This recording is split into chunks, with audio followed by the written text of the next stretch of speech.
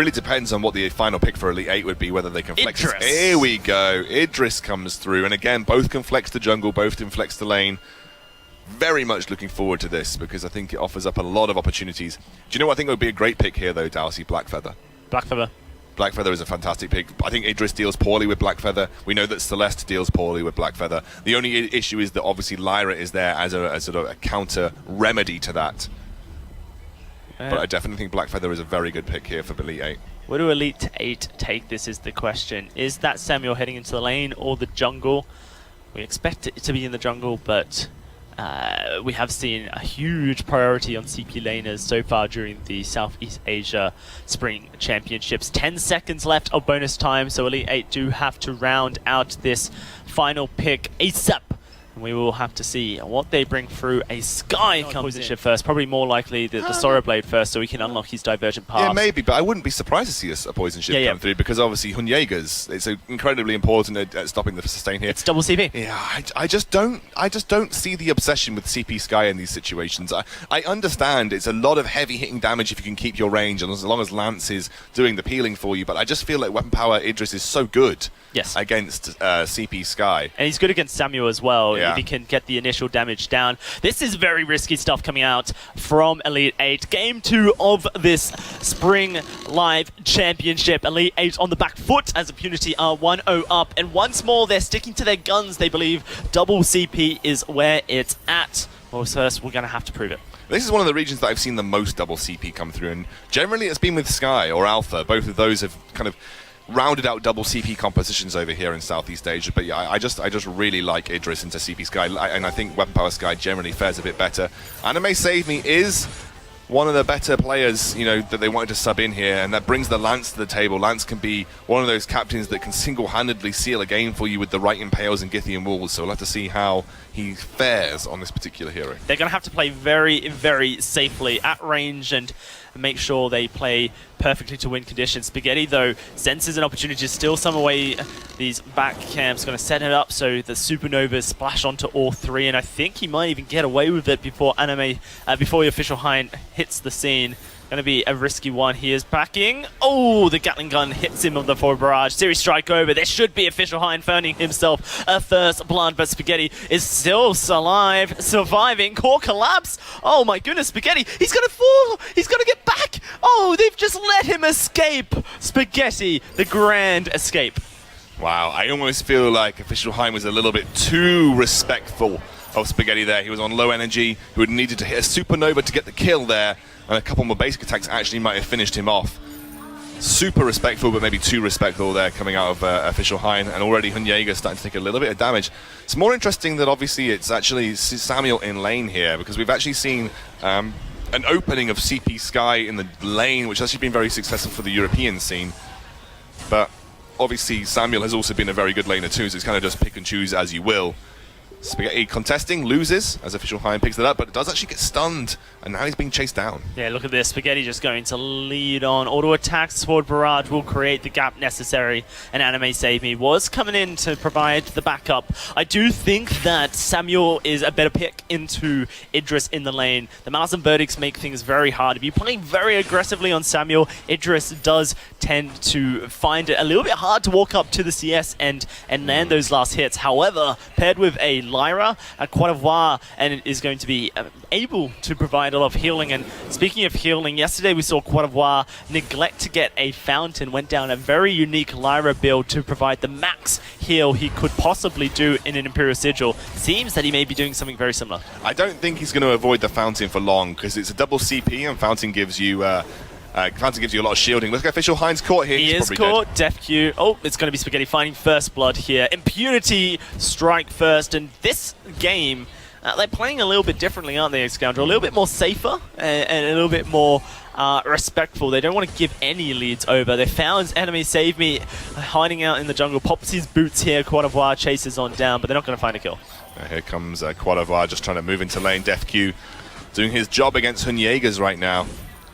32 CS to 38, a small advantage over to Def Q at this point in time, who piloting this Idris fairly well. Again, like we said, it's a bit respectful of the early game here this time round. Impunity, they've been a little bit more, but that is a lot of damage coming down onto Def Q from Hunyega's. Got to be careful of that Drifting Dark, Malice and Verdict, because Idris, you just do not have high HP values as this hero. He's not the particularly tankiest hero in the game, which is why he kind of likes to get in and dodge damage as opposed to have to brawl it out. Yeah, certainly. When he starts getting into the lifesteal, the poison shift comes through, and you can see that they've already opted into double shielding on Def Q because he just knows he's going up against a double CP composition. It is going to be pretty hard to take him down, but now Sorrowblade completed for Def Q. Divergence paths unlocked. His Shroud Step now turns into a blink, and it's going to allow him a lot of repositional ability. Yeah, exactly. Could have dodged through the Suri Strikes, the forward barrages, the Malice and Verdicts, gets all of those.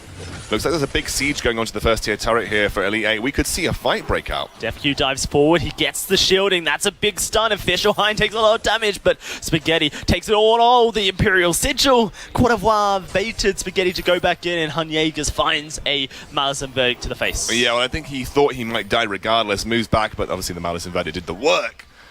And now Elite 8. Maybe giving up a bit of pressure on this turret, though. Def Q nearly level 6. Coeur d'Ivoire is. They have that Arcane Portal out. That's a nice blink. Gets you out of the Impale.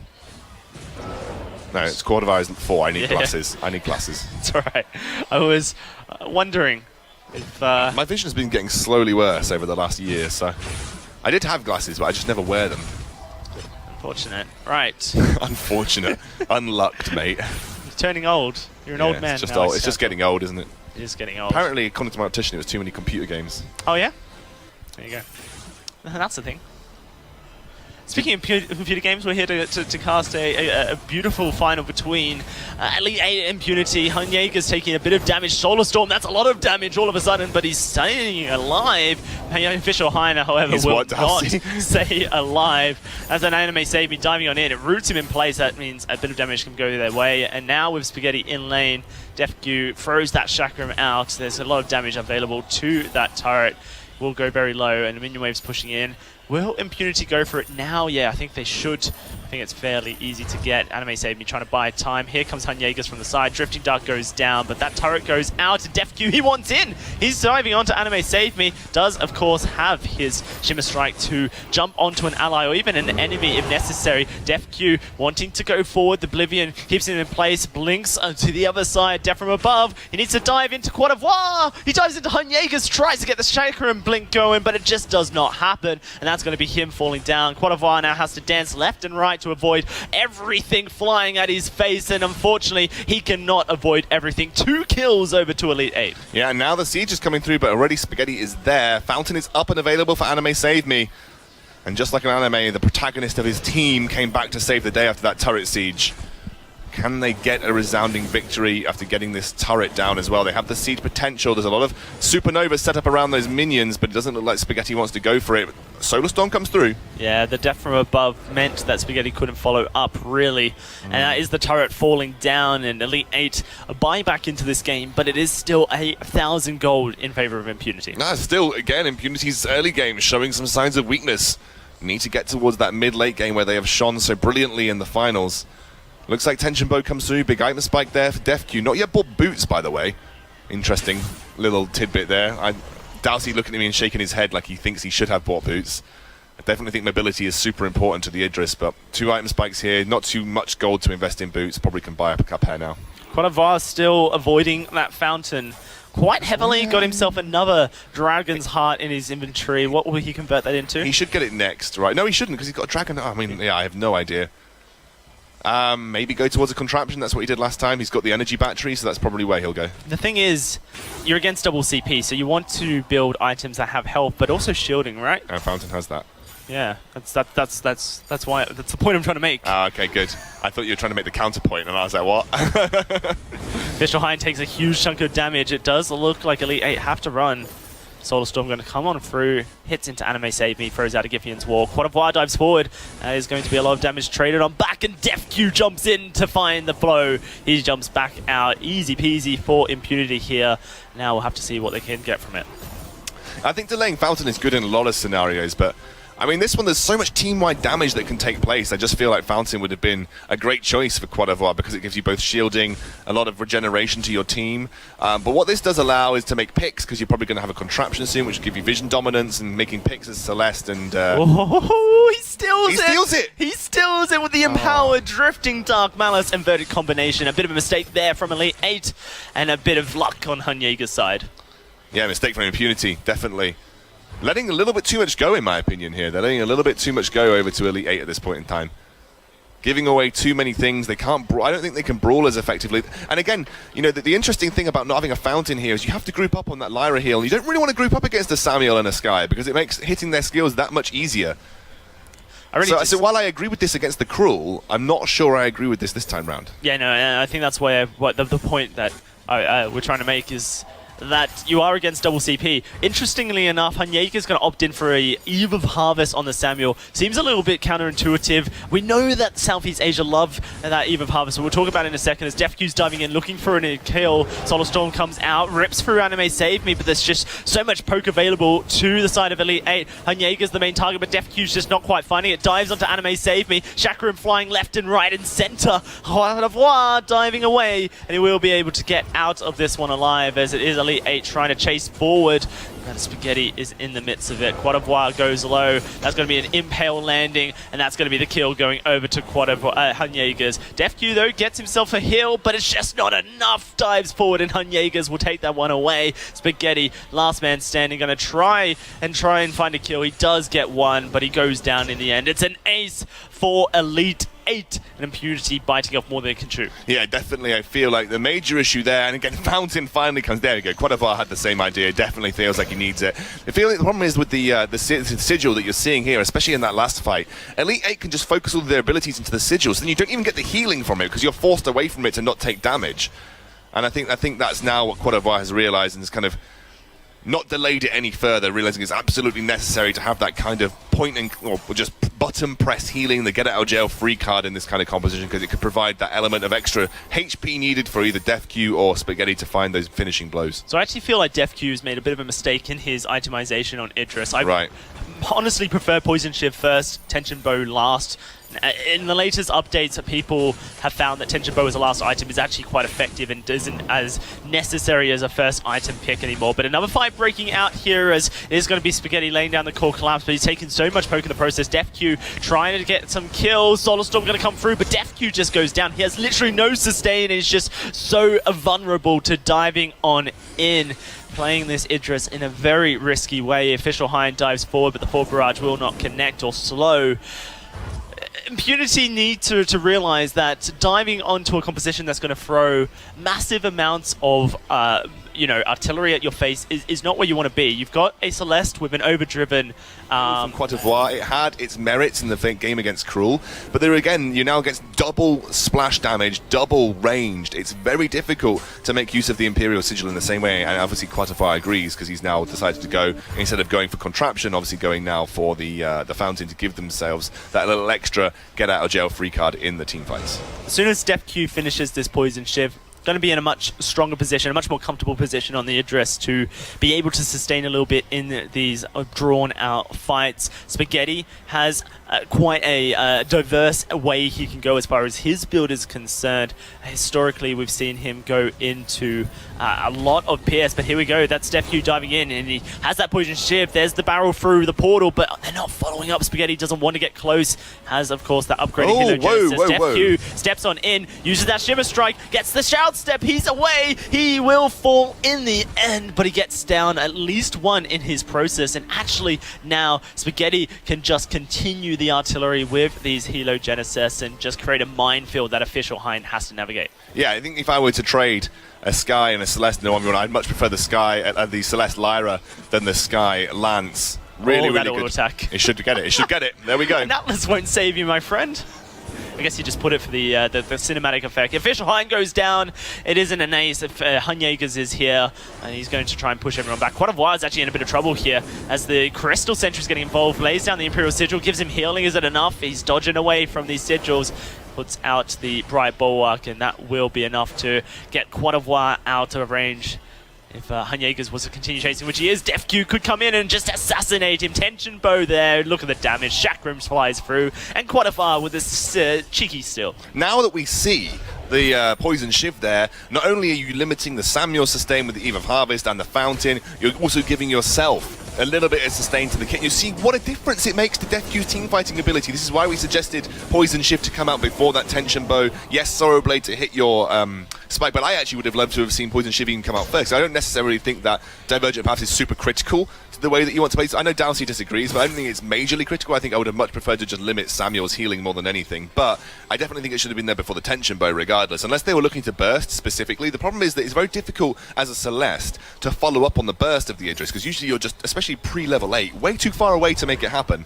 Yeah, that's exactly, yeah. This is something that, as someone who, I've played Idris a lot, and I play Idris with people who are trying to follow up on my calls, because I'm diving on people's faces, and they're just like, you cannot follow up an Idris. If Idris wants to go places, he goes places. He goes where he pleases, doesn't he? Yeah. And a team struggles to follow Idris down his route, so you have to be very careful about the engages you take. You have to be very purposeful. You either dance in and out, the in and out style from Idris, or you don't, because you can't. Your team can't follow up very easily.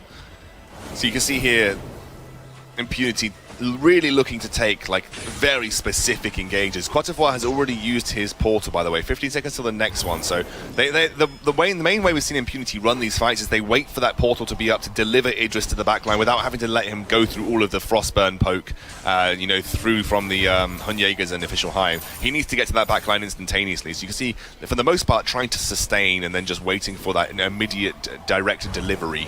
Can't wait to see what DefQ overdrives as his second ability. My suggestion would be Shroud Step, because he's needing to have high mobility, so he wants to have that off cooldown as soon as possible. His auto attacks reduce the cooldown. Every auto attack reduces it by a portion of a second. But if he overdrives it, the cooldown becomes even more so that he can have it up more often. If he goes into Shimmer Strike, it means that the Shimmer Strike is off cooldown very often, but you're realistically not going to get 2 Shimmer Strikes in a team fight, so it doesn't actually mean anything. And once you've dodged one set of abilities, I mean, what are you actually trying to dodge here? Like Full Barrage and Malice of Edit, they're up all the time, right? So it's more about dodging one crucial one in a team fight and then sticking to the target and getting them killed.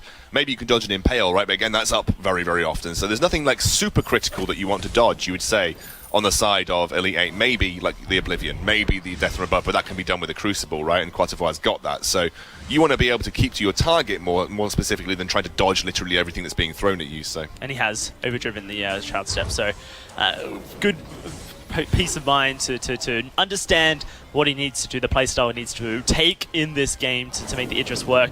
Elite 8 being forced back into the jungle. It is 17 minutes. There's a portal. Hunyegas has possibly been caught, but a late follow through, and Hunyegas still alive. That's Quatrefoy taking so much damage in the process. DefQ going to dive forward, try and do the work, but the Atlas comes out to slow down his attack speed. Inside the Imperial Sigil, going to heal up. Elite 8 haven't quite found the burst they need. Solar Storm comes through, but it misses, and then not enough damage is there. DefQ, he's trying to come in. That's a Fountain burnt, but the Mortal Wounds will cut down some of that healing onto the single targets. And Bolivian going to catch DefQ alive. He is in so much trouble, but he's going to dive forward. He wants Hunyegas, and Hunyegas he'll have. It's a double for Spaghetti. Official Hind, last man standing, trying his best. Will find the Celeste Spaghetti fours, but now he has to find DefQ, and DefQ can just jump right over. Oh, that's lovely usage of the Treant to provide a barrier, and it forces DefQ to cut out his attack. Quatrefoy could have used his portal, by the way. Yes. That was back up and available. They could have jumped over the wall and delivered directly to the sky. Journey Boots now completed for DefQ. He's going to have so much mobility in fights. Every 12 seconds, he will be popping those for a huge movement speed, and these fights have been pretty extended. Clockwork for Spaghetti, by the way. Clockwork coming up for him. We saw him go the double piercing shard build because there was Aegises to contend with on the targets that he wanted to kill previously, but there are no Aegises this time round.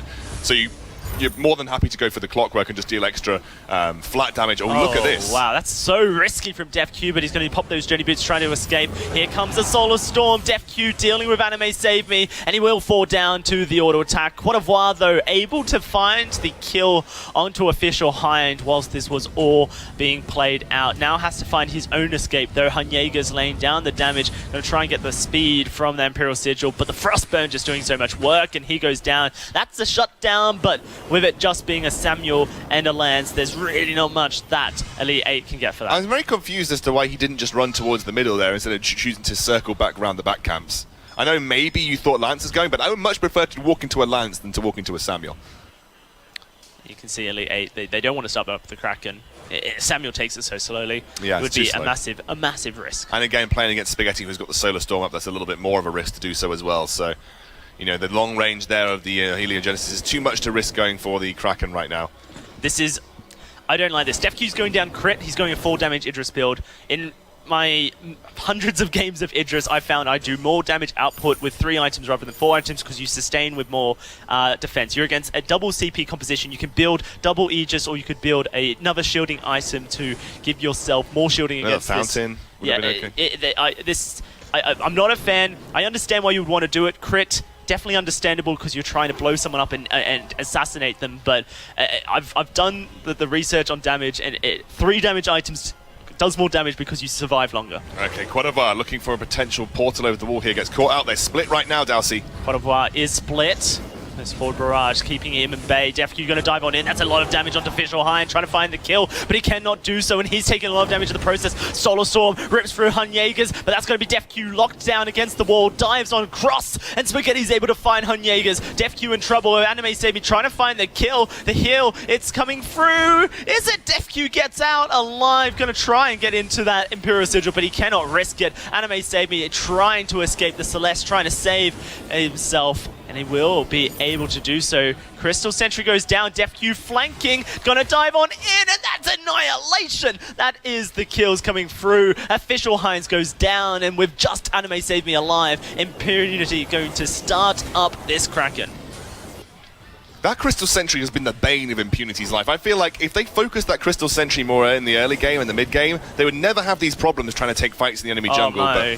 But Anime Save Me, no way. He steals the Kraken! What the? That is a huge error coming out of Impunity. Oh my word, they had the burst from the Supernova as well. Lance is like the Kraken stealing machine in the captain role, but that was insane.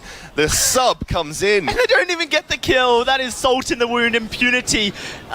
They now have to deal with this Kraken. They have to deal with the Kraken. They have to deal with the onslaught. There's a lot of good siege. They don't have any health either. They might just have to back. They might just have to back here. Right, it is going to be Quadavar rooted on up. He has himself the Arcane Pass. Who doesn't have it up? He cannot escape.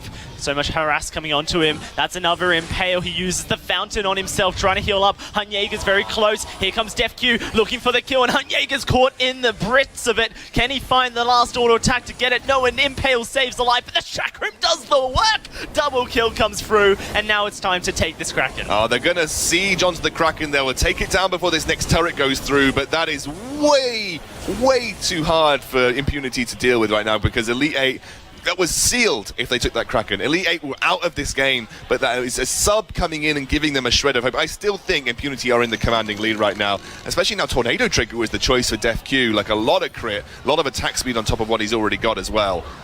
Have to see if he can make it work. I'm still in favor of more defense. By the way, Tension Bow and Quatavor. What do you make of that? I don't know what to make of that. I'm starstruck.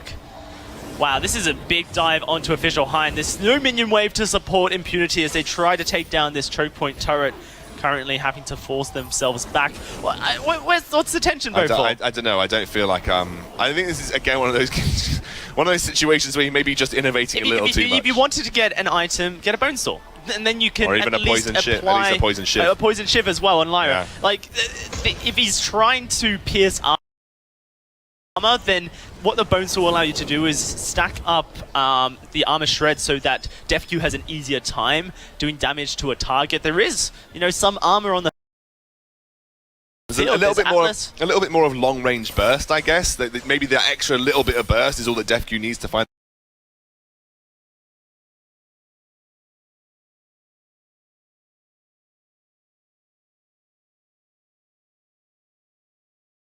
I guess maybe that extra little bit of burst is all that DefQ needs to find the executing blow. And that's the thing. If DefQ wanted to go for damage item, double heal could be really double impactful. Portal, double portal. Like really get to the back double line. heal. It's definitely double. I think it's definitely double heal though. Yeah.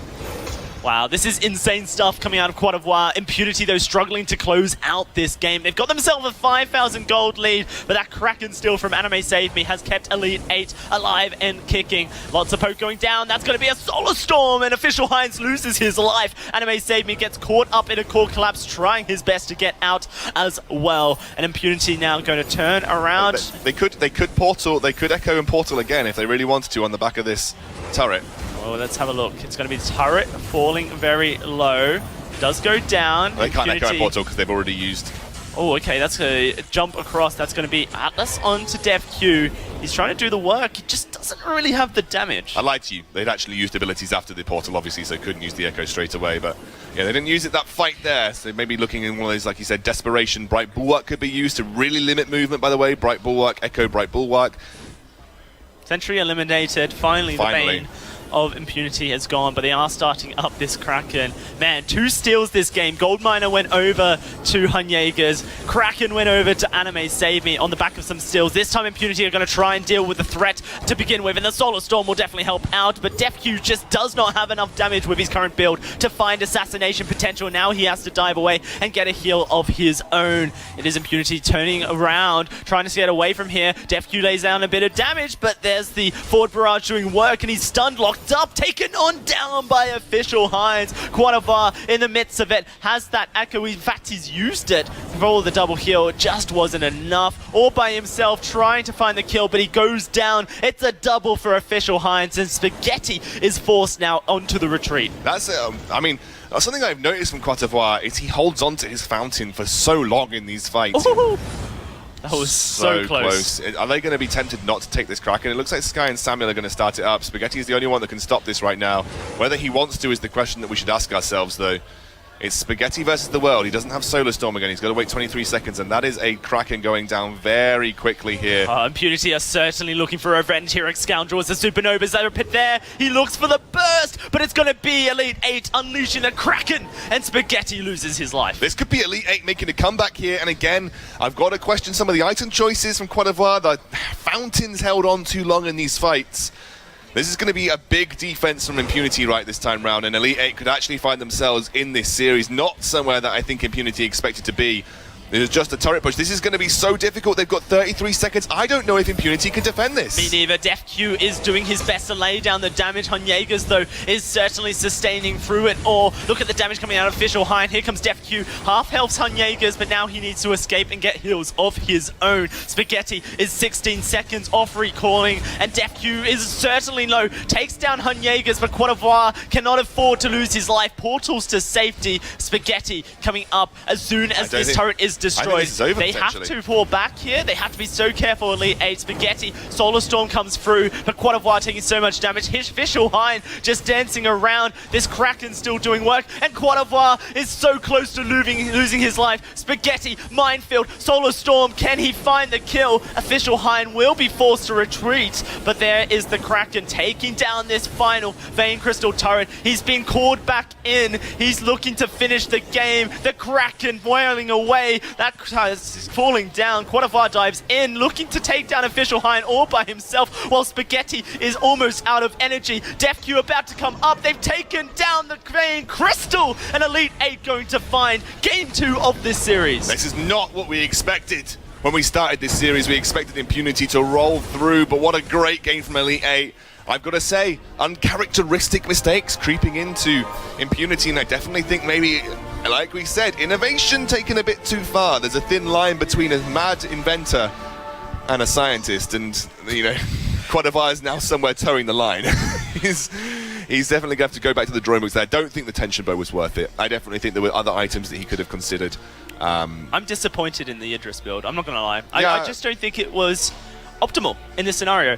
A double CP composition. Let's build double defense so you can take all the forces of damage. Yeah. If you really want to go full damage items, and I wholeheartedly suggest you don't go full damage items on Idris, you go Bonesaw, because they all have armor and you want to try and shred through it. I mean, like, I'll be honest, I'm not an Idris master, right? I don't play too much Idris. I don't think 4 items damage for me was huge, but I think the choice of 4 items was definitely the worst thing there. The crit coming through, armor was already there. Crit is not great as a last item. If you're, what Critical Strike is supposed to do, and you'll see some replays on your screen, but we'll talk about the more important ones. What Critical Strike is supposed to do specifically is help you accelerate the game. Like, before the armor comes through, you can really start to just win team fights by complete domination. It helps you snowball. I don't really like it as a last item, especially when you're already facing good amount of defense, because you really reduce the effectiveness of those critical strikes. You're right, Bonesaw might have been a better choice for him if he really wanted to go down that 4-item damage path. And also, like we talked about, the sequencing of the items was odd, and Quattrvar really held on to his not getting a fountain for a while. They could have potentially got a bigger lead in the early game had they had a fountain. But I've got to give credit to Elite 8. They capitalized on mistakes, Dalsy. Yeah, and certainly they made this double CP composition work for themselves, something that we weren't necessarily expecting, especially considering the team they were against and the composition they were against as well. Impunity going to have to tighten up their game, because I feel like it is a lot of player error, whether it be builds, whether it be positional mistakes, whether it just be poor execution. It didn't feel like the Impunity that we saw yesterday. The first game certainly did. I just think, like, we talked about, it was a little bit too much going on for Impunity. A little bit too much about outside. Never go full retard, man. I don't think you can say that on stream, buddy. And that's a quote from Tropical Thunder. Okay. And definitely, but like you said, I don't think that necessarily this was the best time to innovate that much. I think realistically, you would be better off sticking to a little bit more of a norm build. And like I said, you've got double CP with range splash damage. You need to have that AoE heal that doesn't require you to be in the same spot, which is why I just think Fountain's way too important. Also gives you the shielding. There was fights that they were winning, but let's be honest, the super sub came through for Elite 8. Anime saved me. The super sub with the steal, his impales were great, his Githian walls, I mean, that role wasn't great, but realistically he had a pretty solid game, and it's a whole new team right now for Elite 8, and I actually think that Impunity going to take this a little bit more, not seriously. I don't think they're disrespecting, but I think the time for innovation is done. This is not a game where you can test things out. This is not a game where you can say, all right, let's build a tension bone on Lyra. This is a game where you have to turn around and say, actually, this is a series where we could lose. Look at this steal from Anime Save Me. It's just so perfect. And he gets a 3-man impale just to walk away. It doesn't look at the explosion. And Impunity, they look to try and punish him a little bit. Spaghetti starts taking it down. Eventually they turn and try and say, we'll take Anime Save Me down. And he doesn't even go down. It's just incredible stuff coming out of Elite 8. A lovely double chakram play here comes out of Def Q. 2 kills, 1 chakram. It's nice. But there were glimmers of excellence from Impunity. Like there always is. There is. But that I'd say that Kraken Steel kept Elite 8 in the game, and then they managed to capitalize off the back of that too. So this is the poke game that I kind of alluded to, is that Chakram actually is the brunt of your damage on Idris. It's where you get the most damage from. You have so much range potential on Spaghetti, and actually with the Chakram on Idris, he's a melee hero when you go down that weapon power route, but his main ability is very ranged. So Impunity, they could have played this a little bit differently, the fights. It could have been trying to play a poke war. Seems a little bit counterintuitive against the Sky and Samuel, but it's certainly applicable when you have a Celeste and you have that Chakram to do so. I think that there's a couple of things that Impunity can look back towards. Of course, they're going to have a discussion now, Scoundrel. They're going to look to improve it, but what I would really like to see is Southeast Asian teams put more pressure on dealing with Crystal Sentry earlier on. Yeah. Just when you get the opportunity, take it away, because